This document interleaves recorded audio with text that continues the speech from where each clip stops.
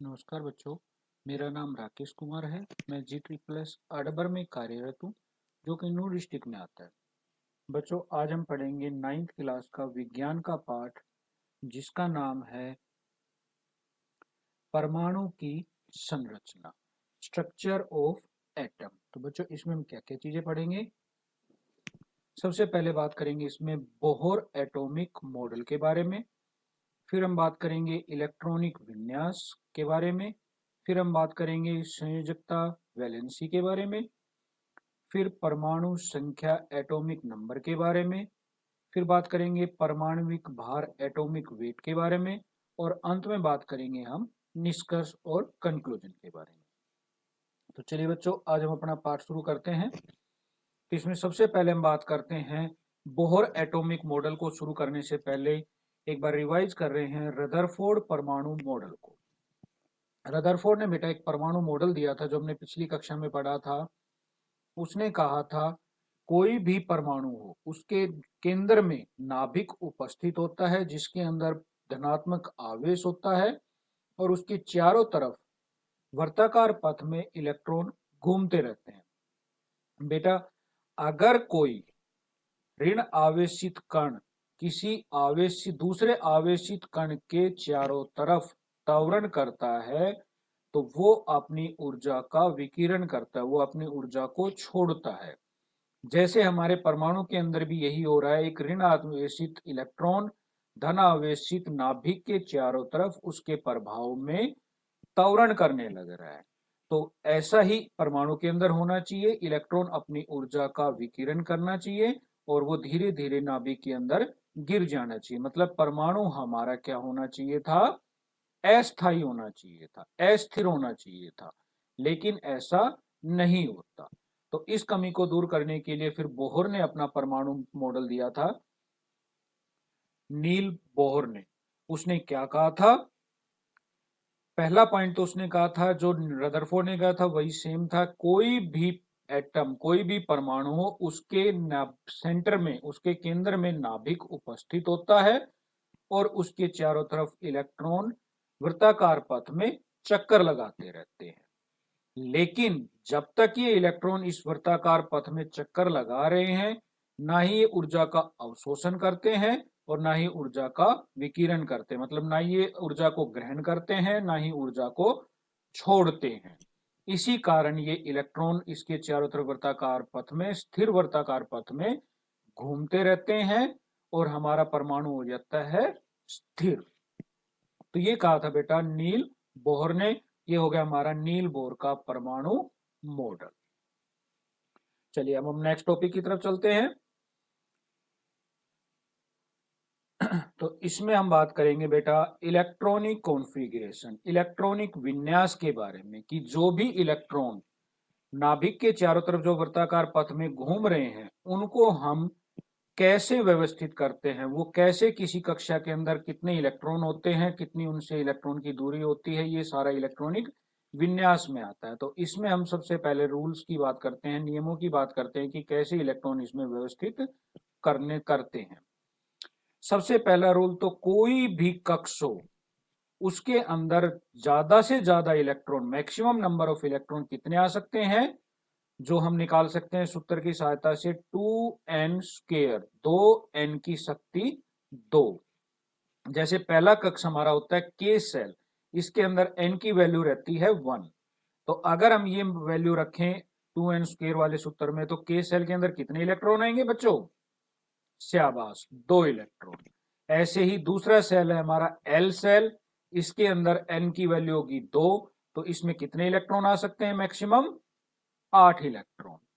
ऐसे ही तीसरा सेल होता है हमारा एन सेल, इसके अंदर अधिकतम कितने इलेक्ट्रॉन आ सकते हैं? क्योंकि इसमें एन की वैल्यू होगी 3, तो अधिकतम इलेक्ट्रॉन आ सकते हैं इसमें 18। नेक्स्ट सेल आता है, नेक्स्ट कक्ष आता है हमारा एन।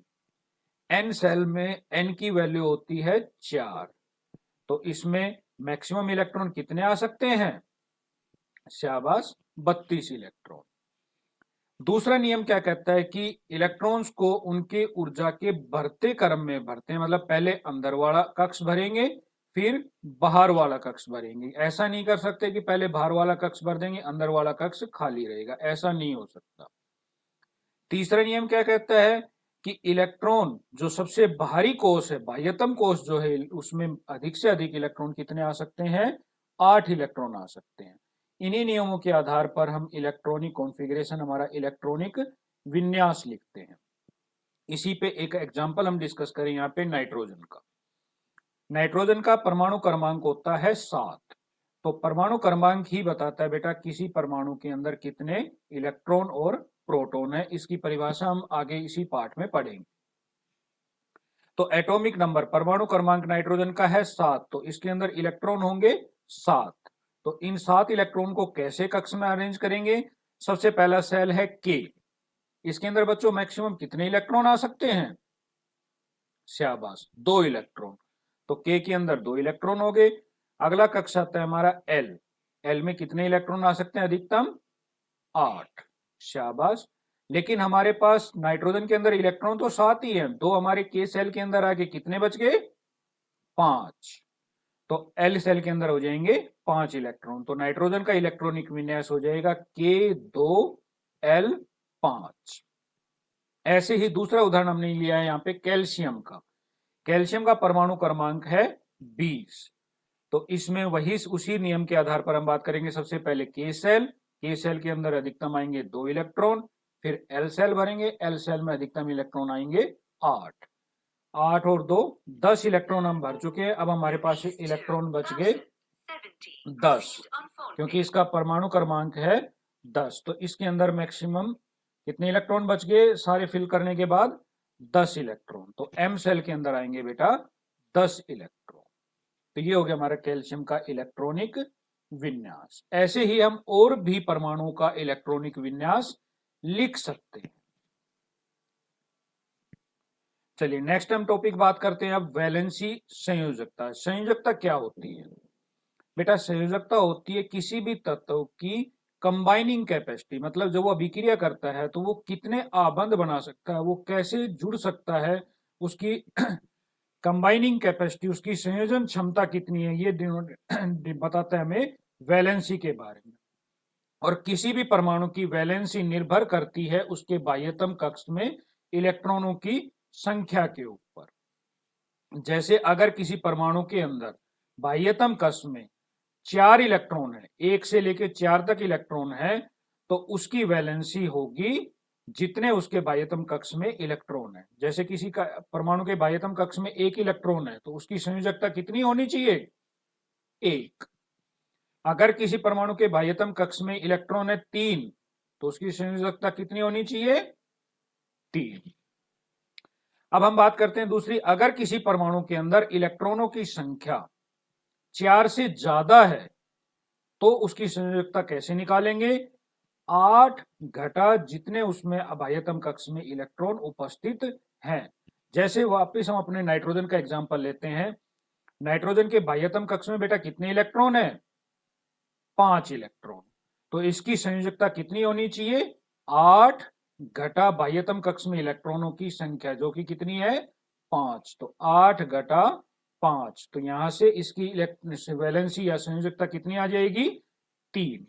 तो ये बात होगी हमारी बेटा संयोजकता। ऐसे हम किसी भी परमाणु की संयोजकता निकाल सकते हैं। चलिए बेटा अब नेक्स्ट टॉपिक डिस्कस करते हैं, एटॉमिक नंबर, परमाणु संख्या क्या होती है। तो बेटा किसी भी परमाणु के नाभिक के अंदर प्रोटॉनों की संख्या कितनी है वो बताता है हमारा परमाणु संख्या। जैसे नाइट्रोजन की हमने बात की, नाइट्रोजन का परमाणु क्रमांक हमने कहा था 7 होता है। तो इसके अंदर नाभिक के अंदर 7 प्रोटॉन उपस्थित होते हैं। और यहाँ पे दूसरी परिभाषा अगर कुछ बच्चों के दिमाग में आ रहा होगा कि हमने कहा था कि नाइट्रोजन का परमाणु क्रमांक 7 है, तो उसके अंदर इलेक्ट्रॉनों की संख्या भी 7 होगी। तो ये कैसे पता लगेगा कि उसके अंदर इलेक्ट्रॉनों की संख्या भी 7 होगी? तो उसी के लिए यहाँ पे हमने परिभाषा लिखी है कि किसी भी परमाणु के अंदर कितने इलेक्ट्रॉन है ये भी परमाणु संख्या बताता है। लेकिन यहाँ पे हमने एक शर्त रखी हुई है कि परमाणु के ऊपर कोई आवेश नहीं होना चाहिए, अनावेशित होना चाहिए परमाणु। अगर उसके ऊपर आवेश आता है तो इलेक्ट्रॉनों की संख्या परिवर्तित हो जाते हैं, फिर वो परमाणु संख्या के समान नहीं होता। इसलिए बेटा अगर कोई तुमसे पूछे कि परमाणु संख्या की परिभाषा क्या होती है, तो किसी भी नाभिक के अंदर प्रोटॉनों की संख्या को परमाणु संख्या कहते हैं, या किसी परमाणु के अंदर इलेक्ट्रॉनों की संख्या, अगर वो परमाणु हमारा अनावेशित है, उसके ऊपर कोई आवेश उपस्थित नहीं है, तो उसके अंदर कितने इलेक्ट्रॉन है उनकी संख्या के बारे में कौन बताता है? परमाणु संख्या। जैसे हमने यहाँ पे सोडियम का उदाहरण लिया है, परमाणु संख्या है इसकी 11, तो इसके अंदर 11 प्रोटॉन है, और अगर कोई आवेश उपस्थित नहीं है तो 11 ही इलेक्ट्रॉन है। ऐसे दूसरा उदाहरण हम यहाँ पे ले सकते हैं नाइट्रोजन का। नाइट्रोजन का परमाणु क्रमांक है 7, तो इसके अंदर प्रोटॉन भी 7 और इलेक्ट्रॉन भी 7 है। चलिए नेक्स्ट टॉपिक चलते हैं अब अपने एटॉमिक मास के बारे में, परमाणु भार के बारे में। तो किसी भी परमाणु के अंदर जो भी तत्व उपस्थित हैं वो सारे मिलकर परमाणु का भार बनाते हैं। तो परमाणु के अंदर क्या क्या तत्व उपस्थित होते हैं, कौन कौन से सब पार्टिकल उपस्थित होते हैं? इलेक्ट्रॉन, प्रोटॉन और न्यूट्रॉन। बेटा इलेक्ट्रॉन का द्रव्यमान नगण्य होता है, तो हम यहाँ पे सिर्फ प्रोटॉन और न्यूट्रॉन का द्रव्यमान लेते हैं, और जो हम मान के चलते हैं लगभग 1 यूनिट के बराबर होता है। तो इसी से हमारे परमाणु भार, परमाणु द्रव्यमान की परिभाषा बन रही है कि किसी परमाणु के अंदर प्रोटॉन और न्यूट्रॉनों की संख्या का जोड़ किसके बराबर होगा? एटॉमिक मास के बराबर होगा, परमाणु द्रव्यमान के बराबर होगा। इसी के आधार पर यदि यहां बात करें तो हम किसी भी परमाणु के अंदर अगर हमें एटॉमिक मास और एटॉमिक नंबर दिया हुआ है, तो हम उसके अंदर कितने प्रोटॉन है, कितने न्यूट्रॉन है और कितने इलेक्ट्रॉन्स हैं, ये हम गणना कर सकते हैं। जैसे नाइट्रोजन का उदाहरण ले, नाइट्रोजन का परमाणु द्रव्यमान है 14, परमाणु क्रमांक है 7, तो इसके अंदर 7 इलेक्ट्रॉन है, 7 प्रोटॉन है, और न्यूट्रॉन कितने होंगे बेटा?